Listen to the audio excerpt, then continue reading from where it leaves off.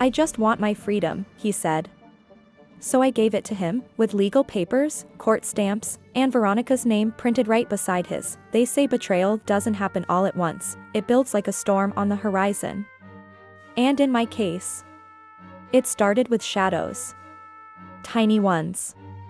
A late night, a client dinner here, a lipstick smudge there. But when you love someone, your first instinct isn't suspicion. It's self-doubt. I was that woman, the one who made excuses for her husband. Even when the evidence was piling up like a crime scene, I refused to acknowledge. Cameron used to text me good morning every single day. Even if we were in the same house. "Just thinking about you," he'd write. But somewhere along the line, those messages stopped. Replaced by silence. Or worse, passive-aggressive sighs and condescension. He started wearing cologne again. But not for me. Started shaving every day, but not because I liked it, and then the receipts came. Literally, I'd find them tucked into his pants pockets, bills from restaurants we'd never been to together. Charges from hotel bars in parts of town he supposedly never had meetings in. When I asked, he barely blinked. "Networking," he said once, not even looking up from his phone. "Why are you checking my pockets?" he asked another time, flipping it back on me like I was the one betraying trust. And maybe the worst part was how normal he tried to act. He'd come home late, mumble an apology, kiss me on the forehead like he was playing the role of husband just convincingly enough to keep the curtain from falling. But I saw the cracks. I started taking screenshots. Saving emails. Backing up photos of our finances. Quietly gathering evidence, not even sure what I was preparing for, just knowing that something was coming. Something ugly. The final straw wasn't even explosive. It was quiet. Ordinary. Almost insulting in how casual it was. He left his phone unlocked on the kitchen counter while he showered. As if I didn't matter enough to hide things properly anymore. As if he truly believed I'd never look. That I was too naive. Too small. Too comfortable with mediocrity. But I looked, and there she was, Veronica, dozens of messages. Hundreds, actually. They weren't just flirty, they were architectural. Plans. About their future. Our house. My savings account. About how to handle me after his birthday. He had no idea that birthday was going to be the start of my freedom. About a week before his birthday, Cameron sat me down at the kitchen table with this look, half solemn, half smug. The kind of look you'd expect from someone who just discovered fire and thinks no one else has. He folded his hands like a therapist about to deliver a life-altering truth. "I think we should have an honest talk," he said. I gave him my most neutral expression. Not too eager, not too cold, just interested enough to make him feel safe. "Okay," I said. "I'm listening."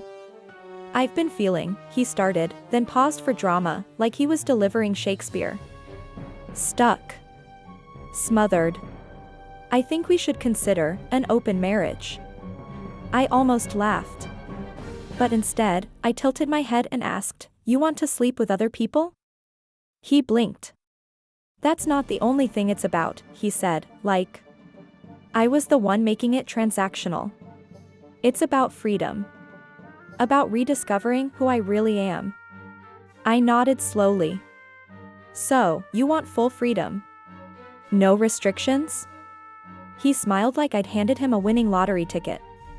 "Exactly. I knew you'd get it eventually. You've always been so comfortable. Predictable. This is a chance for both of us to grow." In that moment, I felt something shift in me. I wasn't angry anymore. I was focused. Calm. Because now I had the words I needed. His own confession. His request for freedom. I wasn't going to fight it, I was going to gift it to him. With a bow on top, what Cameron didn't know was that I'd already met with a lawyer 3 weeks earlier. I had screenshots, call logs, GPS tracking, and text backups. What started as suspicion had become strategy, while he spent his days texting Veronica under the guise of e-client meetings, I was preparing for war behind silk gloves, and now, thanks to his bright idea of opening our marriage, I had a legal justification for everything. The asset division? Skewed in my favor, thanks to documented adultery. The house? Mine, because I'd been the one paying the mortgage for the last 2 years. The savings? Already moved to an account under my name. That night, he kissed me on the cheek before bed like he had no idea he was kissing his life goodbye. He thought he'd pulled off the perfect affair. He had no clue. He just handed me the narrative and the leverage. As he drifted off to sleep beside me, snoring peacefully with zero guilt, I stared at the ceiling and whispered to myself, "Happy birthday, Cameron. Freedom is coming." Cameron's 35th birthday arrived like he was a celebrity, awaiting a standing ovation. He woke up humming in the shower, took extra time styling his hair, and sprayed just a little too much cologne, the same one I'd noticed he wore only on her client dinner nights. Subtle. I made him breakfast. Scrambled eggs, toast, and his favorite black coffee. I smiled the whole time. He thought I was finally on board with his whole freedom narrative. In reality, I was just making sure the last memory of this version of his life would be warm, comforting, and unforgettable. After breakfast, I handed him a perfectly wrapped gift box. Blue paper, silver ribbon, elegant, understated, like the calm before a storm. He grinned. "What's this?" "Your birthday present," I said sweetly. "Exactly what you've been asking for." He tore it open eagerly, like a kid expecting a PS5. Inside, a stack of legal documents. His smile faltered. What is this?" he asked, already sensing the shift in tone. "Divorce papers," I said calmly, sipping my coffee. "You told me you wanted your freedom. This gives it to you, no restrictions." His face drained of color. "You're kidding," he muttered, flipping through the pages. This isn't what I meant." "But it's what you said," I replied. "And I'm just being supportive. You said you wanted to live your authentic life. I'm giving you the space to do that. With Veronica." He froze. "How do you?" I pulled out my phone. With one tap, a recording played. His voice, crystal clear. "I just want my freedom. I want to live my authentic life." I also included screenshots of your messages with her, I continued. 8 months worth, in case you forgot the details. He stared at the pages again. Page 3, house stays with me. Page 7, no spousal support. Page 9, adultery clause activated. You can't do this," he stammered.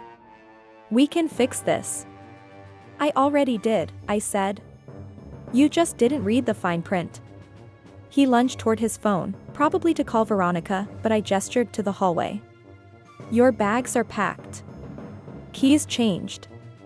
And your girlfriend's expecting you." I sent her your full message history. She seemed thrilled. For a moment, he just stood there, holding the paperwork like it was a live grenade. "I made a mistake," he whispered, broken. "You're absolutely right," I said. "And lucky for you, I've fixed it. You're free now." Then I turned away and walked back to the kitchen, where my peace, and a chilled bottle of rose, was waiting. Cameron was still reeling from the shock of receiving divorce papers as a birthday present, and honestly, watching him squirm was the best gift I'd ever received. His confident facade crumbled day by day, replaced by a restless anxiety that made him second-guess every move. But this wasn't just about his reaction, it was the beginning of a much bigger collapse. The house was legally mine, the savings untouchable, and Veronica, well, she was about to realize that getting Cameron was more trouble than she bargained for. Yet, I wasn't finished. I had one final, decisive move left. Cameron's biggest mistake was not just his affair, but his utter carelessness in flaunting it. He brought Veronica into our circle openly, inviting her to parties and casual dinners, boasting about her in front of friends and colleagues as if he were proud rather than ashamed. He underestimated the quiet power of those around us, friends who had seen through his mask, acquaintances who had pieced together the story, and allies who owed me favors from past kindnesses. I started to quietly activate that network. At brunches and social gatherings, I dropped subtle hints and cryptic comments, weaving a web of curiosity and suspicion. Did you hear about Cameron's divorce? Something about Veronica, I'd say casually, letting the gossip mills grind. Slowly but surely, the rumors spread like wildfire. Conversations once polite and guarded grew sharp and pointed. Clients canceled meetings without warning. Old colleagues stopped answering calls. Invitations to industry events disappeared. The support system Cameron thought he had was quietly evaporating. Meanwhile, I was thriving. The house, once a place of quiet dread, was transformed into a sanctuary of peace. I repainted the walls, filled the rooms with soft light and soothing music, and reclaimed every inch of my space. I hosted dinners with friends, filling the air with laughter and warmth. Morning yoga sessions became my refuge, restoring my strength and clarity. I reconnected with old college friends who reminded me of the person I was before the betrayal, and for the first time in a long time, I slept without the weight of anxiety pressing down on me. But the real gift, the one Cameron had no idea was coming, was still hidden, waiting to bring his carefully built world crashing down. And it was wrapped with Veronica's name all over it. As Cameron's life began to unravel, Veronica's carefully built facade crumbled just as fast. The woman who had once been the glamorous other woman, flaunting her affair like a secret weapon, suddenly found herself isolated and exposed. Friends who had kept quiet out of politeness began whispering behind her back, sharing what they knew in hushed tones. Those whispers quickly grew louder, turning into blunt conversations that spread like wildfire through their social and professional circles. Invitations to parties and gatherings stopped arriving, and Veronica's once bright social calendar turned empty. At work, her colleagues who had once vied for her approval now avoided her gaze.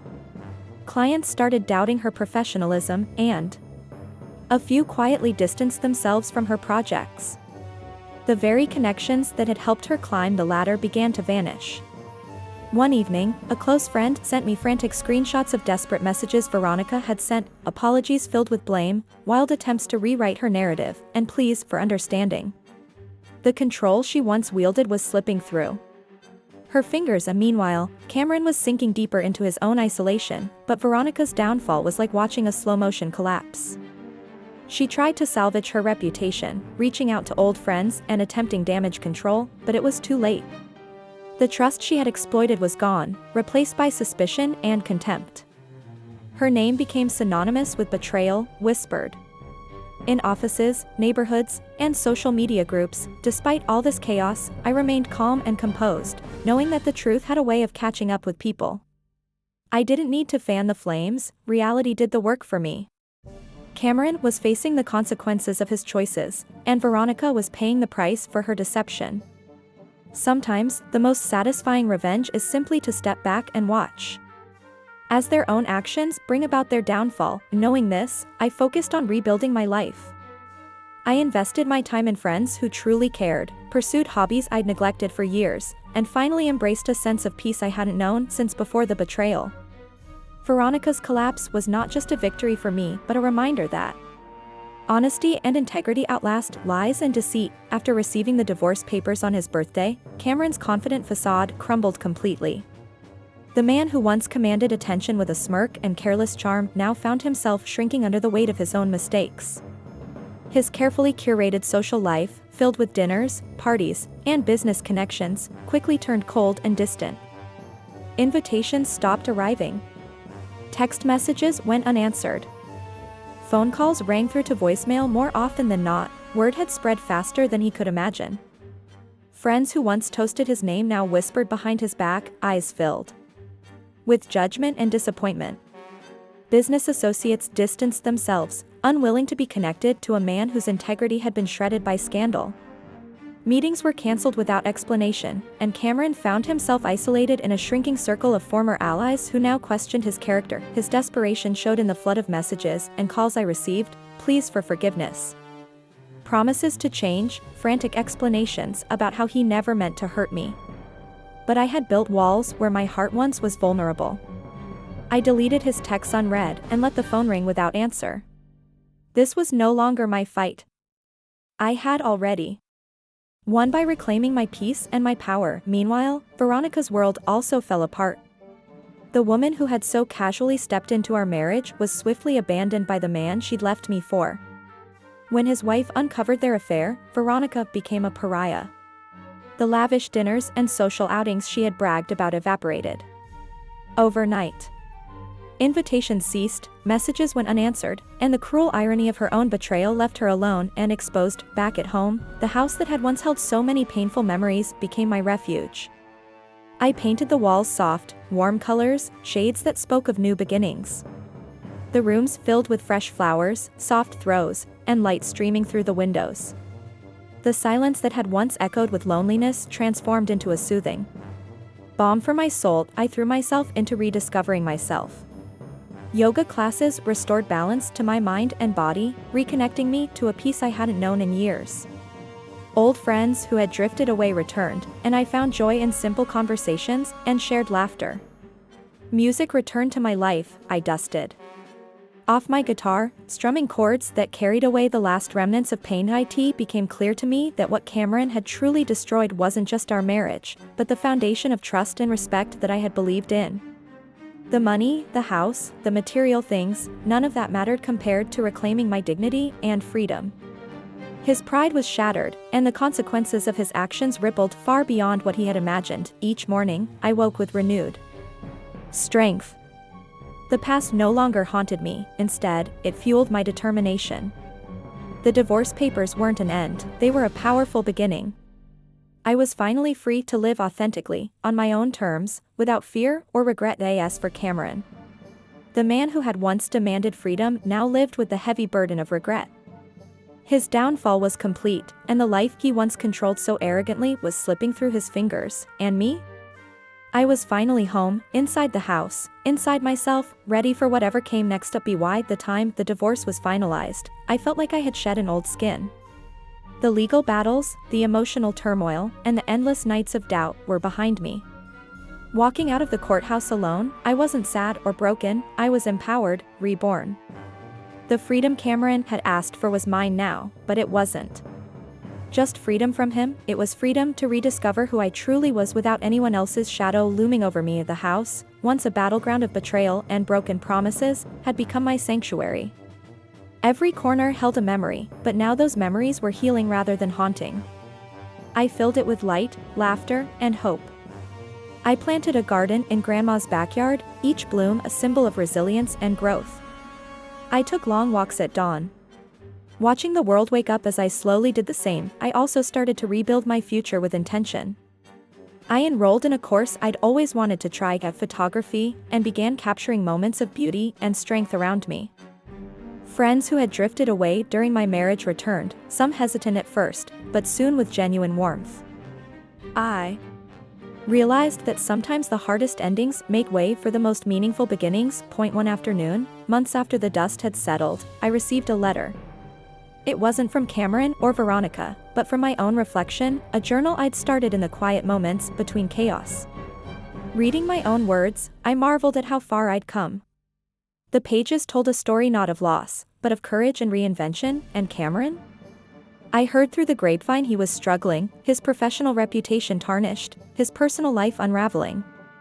But I didn't feel satisfaction or malice. Instead, I felt peace.